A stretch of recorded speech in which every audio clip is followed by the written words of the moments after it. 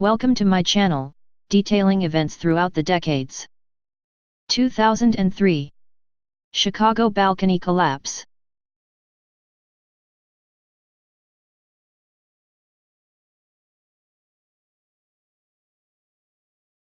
It was June 29, 2003, when a large party was underway in an apartment building in Lincoln Park, Chicago.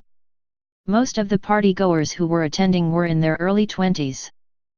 The apartment building had first, second and third floor balconies.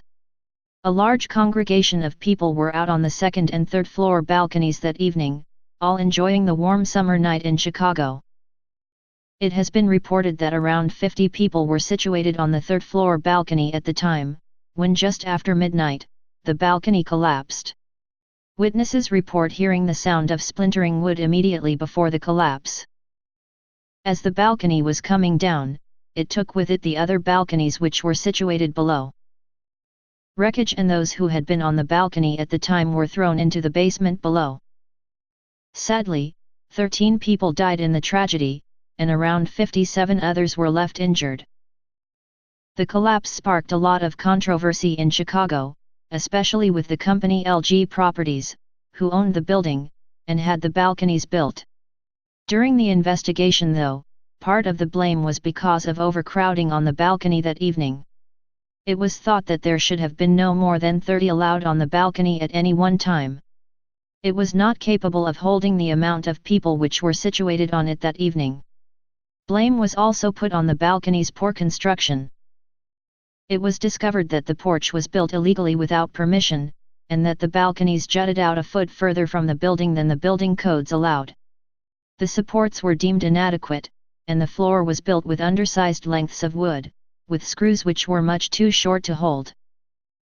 Investigations found that 21 other buildings which were owned by LG Properties also had similar violations. LG Properties were fined $108,000 for building code violations. They were also sued by 27 families. However, LG Properties continued to blame the overcrowding for the tragedy. In 2005, the city of Chicago filed a negligence lawsuit against two of the survivors of the collapse, William Fenton Hathaway and John Kuranda. They alleged that the balcony collapse occurred after these two survivors began jumping up and down. John Kuranda's brother was one of those killed in the collapse.